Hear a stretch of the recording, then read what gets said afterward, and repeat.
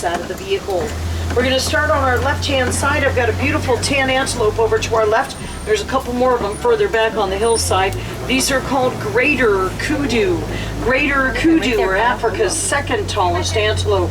Now these are girl kudus. The boys get bigger. The boys also grow beautiful spiral-shaped horns. To our far right-hand side, up against the wood fencing, you'll see a large dark brown animal with white stripes on its legs. This animal to the right is called an okapi. A lot of people think they're related to zebras, but they're not. Okapi are the forest cousin of the giraffe. Very shy and elusive, okapi were not discovered by the Western world till about 1901. Really late for such a large animal. Over to our left, we've got a black rhinoceros. Now I know they look indestructible, but they've been hit hard by poaching. There are less than 5,000 black rhinos left in all the world today. Now a fully grown one like this one can weigh about 3,000 pounds. He can also run at up to 30 miles an hour. Yeah. I see what's going on. This is a male over here taking a nap as a female. He's trying to get her attention. She's sound asleep. Now, conservationists are working together with local people to monitor black rhino populations, assist in the emergency vet care, and rehabilitation of black rhinos as needed.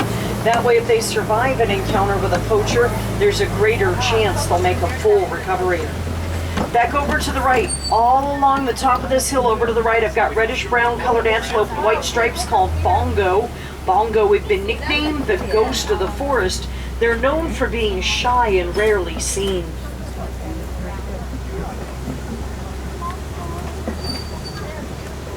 We're going to make our way over to the Safi River next. There we'll be on the lookout for hippos and crocodiles.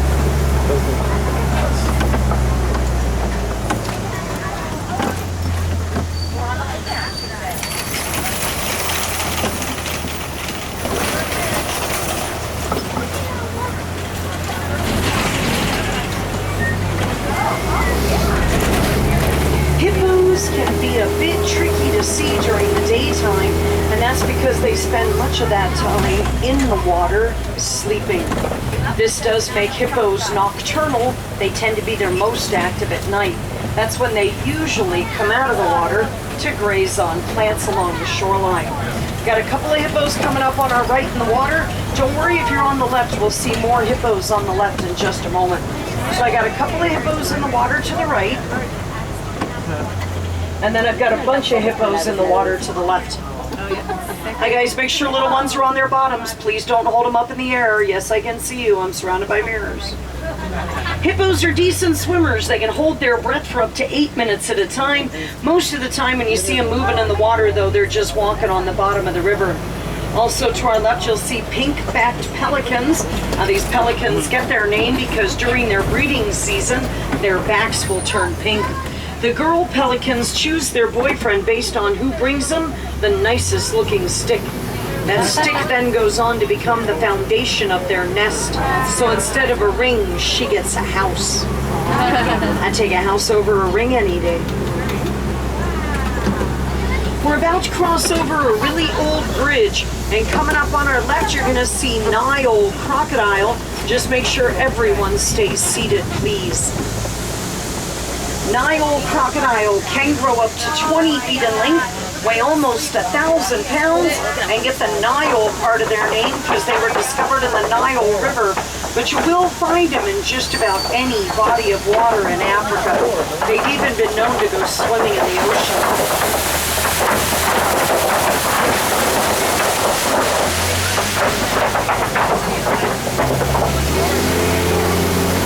We are now heading to the savanna grassland system of the reserve.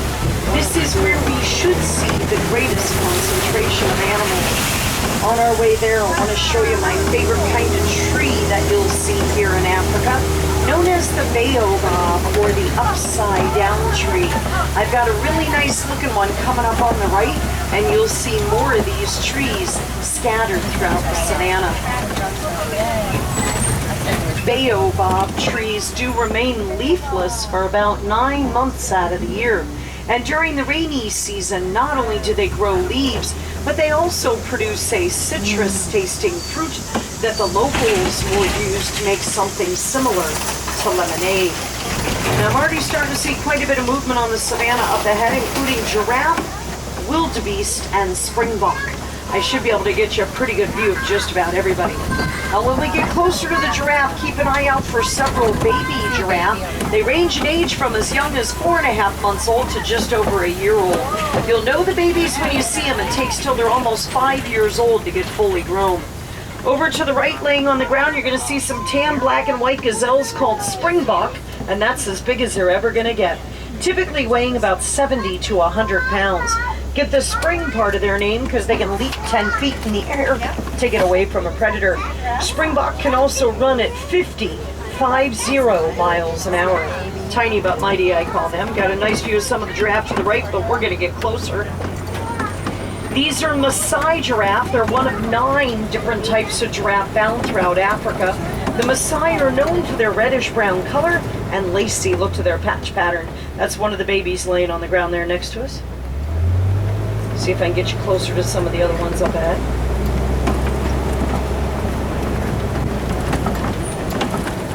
Over to the left, you're going to see painted dogs, also known as the African wild dog and the African hunting dog. One of the most successful hunters on the planet. 80 to 90% of the time when they go hunting, they take something down. Big cats are only successful about 10 to 20% of the time. In the dog family, painted dogs are most closely related to foxes. Critically endangered, there are less than 6,000 painted dogs left on the entire African continent. And no, they are not hyenas. Hyenas are not related to dogs. Hyenas are bigger and have a totally different head and body shape. Google them on your phone. I love Google. Over to the left, laying in the grass, I've got some beautiful dark brown and white antelope called sable antelope, named for their beautiful sable brown color. Those are the girls. The boys get bigger. The boys also get darker and darker as they age. Got one of the giraffe over to our left. This is one of the mama giraffe. While the strange-looking cones of earth popping up all over the place are termite mounds, but not the kind of termites that eat your house. African termites spend most of their lifetime inside those mounds. The mounds are made out of dirt and termite saliva. Baked in the hot African sun, those mounds become as hard as concrete. Big brown cattle, great big giant horns to our left are Ankole cattle. The brown and white ones are the girls, the bull is the solid brown one. Now those horns do for the cattle what a radiator does for a car. Those horns help to cool their blood down on hot days so that they don't overheat. The horns are mostly hollow inside, allowing for blood flow. That's the big male giraffe of the herd next to us there on the left. He's the largest giraffe we have in the reserve. They can be up to 20 feet tall and have the same number of bones in their neck that you and I have in ours. Theirs are just bigger. That's 7 cervical vertebrae. Baby giraffe on both sides of us. When baby giraffe are born, mama giraffe does not lay down to give birth. Baby giraffe drop from an approximate 5-foot height. Thankfully, they're really tough babies, and by the time they're about an hour old, they are up and following mom around. The name giraffe is actually Arabic in origin. Loosely translated to English, giraffe means one who walks with grace. Up ahead on our right, you're going to see some gray animals called white-bearded wildebeest. Get you a little bit closer to them. Wildebeest are part of one of the largest animal migrations left on Earth. When wildebeest migrate across the Serengeti, their herds will number in the tens of thousands.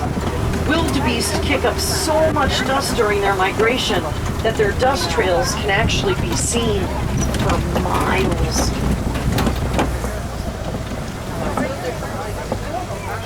Wildebeest are also known by the name the gnu, spelled G-N-U. It's actually the name of the sound that they make to one another. Literally, when wildebeest talk to each other, it sounds like they're saying "nu, nu."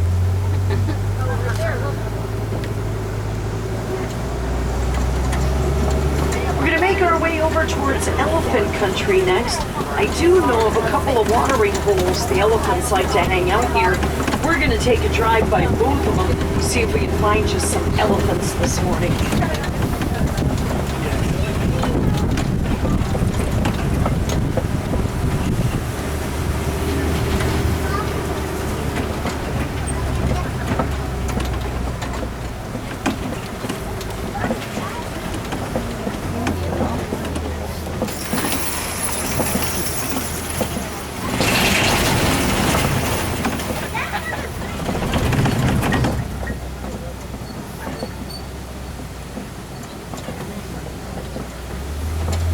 Over to the right, I've got an adolescent male elephant. He's part of a herd of elephants I've been tracking in the area. He's right around 13 years old, would be the equivalent to our kids in high school. Likes to wander off on his own, have little adventures by himself, but he always makes his way back to the herd. He's not quite old enough to be on his own just yet. Now I'm hoping if he's here that the rest of his herd's at the other watering hole. We're gonna head over that way and see if we can catch up with him.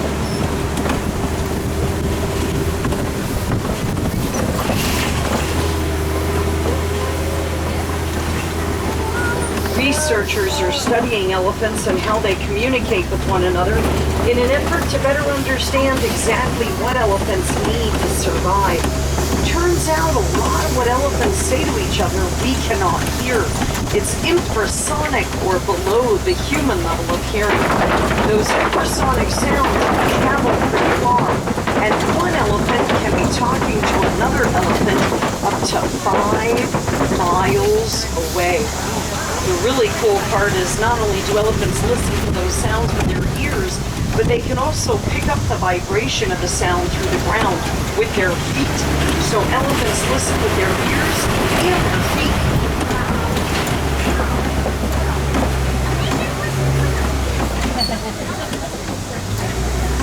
Oop, I think I see more of the herd up ahead on the left. Herds of elephants are made up of females and their youngsters, and for the most part all the females in a herd will be related to each other because mothers and daughters will often spend their entire lifetime together. The boys, on the other hand, get kicked out of the herd when they hit their mid-teens. They start to get really pushy at that age. They then either go off and live on their own or, more likely, hang out with a bunch of other boys. This is one of the adult female elephants coming up on our left.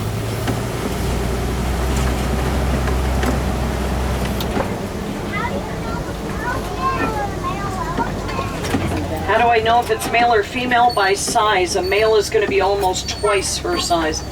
There's some more elephants over by the baobab tree, including an adolescent female that's about 14, and on the other side of her is this adult female's current offspring. It's a baby girl that's about 2.5 years old. We're going to head down to the watering hole and get you a better view. Now at 2.5 years old, she already weighs right around 1,500 pounds.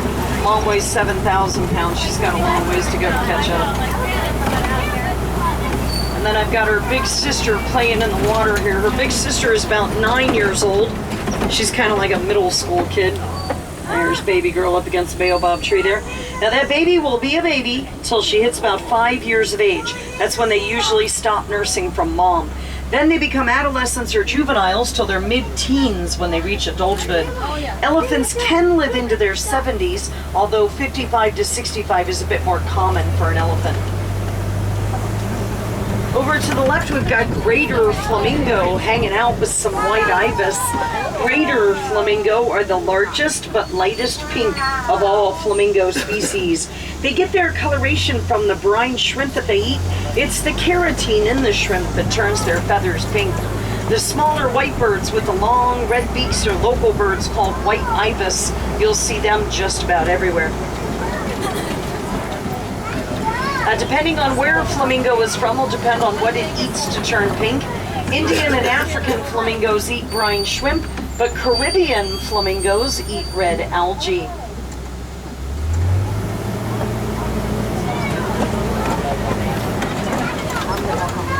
I've got a table coming up on our left-hand side. This table was set up by the reserve warden. He's reminding us to keep an eye out for any unusual activity in the reserve. We haven't had poachers in a really long time, and the warden wants to keep it that way. I see an ostrich up ahead. Let me see if I can get you closer to her.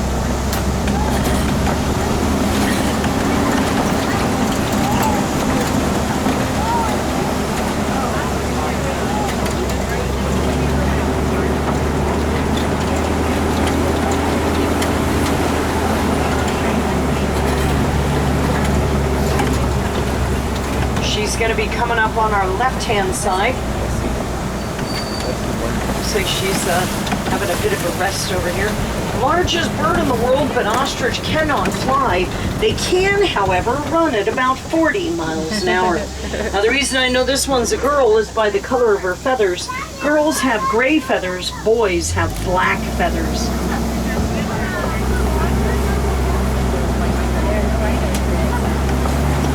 Okay, looks like I have some cheetah coming up on our left-hand side. They're laying back in among the trees over here to our left. There's another one kind of out in the open up here on the left as well. Fastest land animals. Cheetahs can run at speeds of over 60 miles an hour, but only for really short distances. They don't have good night vision, so cheetah prefer to hunt during the day, and they're the only big cats that do not have retractable claws. When you look at a cheetah paw, it's a lot like looking at a dog's paw, and that aids in traction when they're running at high speed.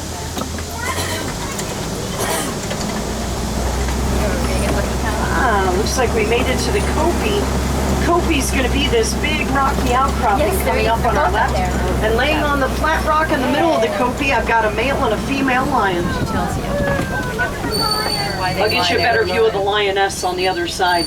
Now, this is pretty much what lions do for about 18 to 20 hours out of the day. Lions prefer to do their hunting at night. It's cooler, easier to sneak up on your food in the dark, plus they've got really good night vision. 6 times better than our own. Let me get you a better view of that lioness. By the way, keep an eye out for a second lioness while you're at it.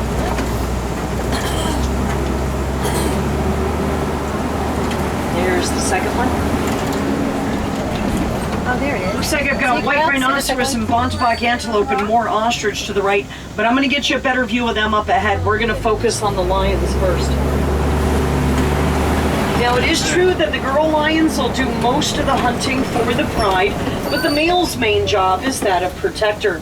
Not a lot of animals will mess around with a fully grown male lion. He can weigh over 500 pounds. The girls are about half that size. Let me get you a view of the second lioness. She's actually got her head up right now. There she is. I'll go really slow for everybody. It's unusual for me to see him awake this time of day. Usually they're zonked out until closer to sunset. Ooh, warthogs coming up on our left. Somebody just got out of the mud wallow. Warthogs are Africa's largest burrowing mammals. They use their nose and tusks to root up the dirt, dig nice big burrows that they'll use to sleep in during the night.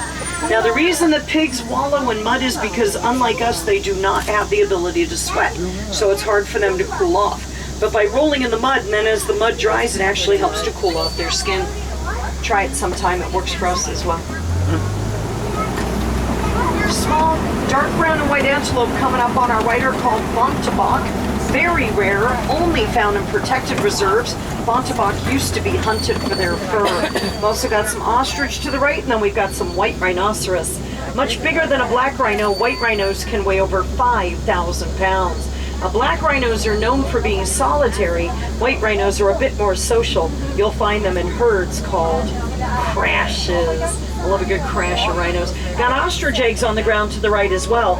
Largest egg made by a bird takes about 18 to 24 chicken eggs to be the same size as one ostrich egg. They also take about twice as long to hatch. A chicken egg will hatch in 21 to 28 days. It can take more than 45 days for an ostrich egg to hatch.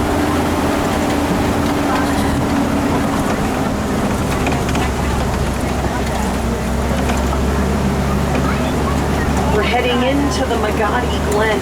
This area of the reserve is known for its geothermal activity, but as of late, the geysers have been pretty quiet.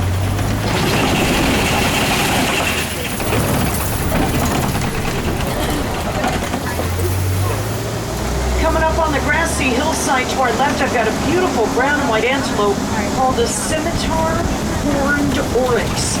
Gets his name because his horns are shaped like scimitar swords, and those horns can get 4.5 feet long. A desert dweller, oryx can go up to 9 months without drinking any water. They'll get all the moisture they need from the plants they eat. Desert dwelling animals tend to have really interesting adaptations that help them survive in very hot, very dry climates.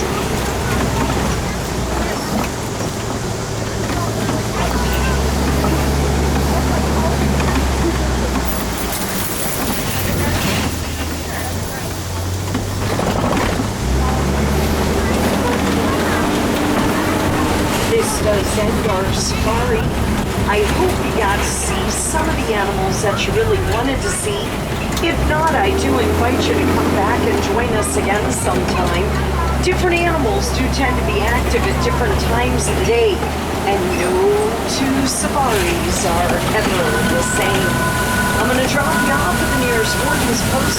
From there, it's just a short walk back to the village of Columbia. I'll also be dropping you off near the entrance to the Gorilla Falls Exploration Trail. Take a stroll through the forest and you could see western lowland gorillas, hippos from under the water, meerkats, zebras, and one of my favorite animals, the naked mole rats. Oh yeah, you haven't lived till you've seen a naked mole rat. You gotta go check them out. They're actually really cool. Here in Africa, though, we don't like to say goodbye. Instead, we say kwaherini, which means go well. So kwaherini, everyone. Excellent job. Make sure you look around, gather up all your personal belongings. Once again, my name is Christy. Thank you so much for joining me today.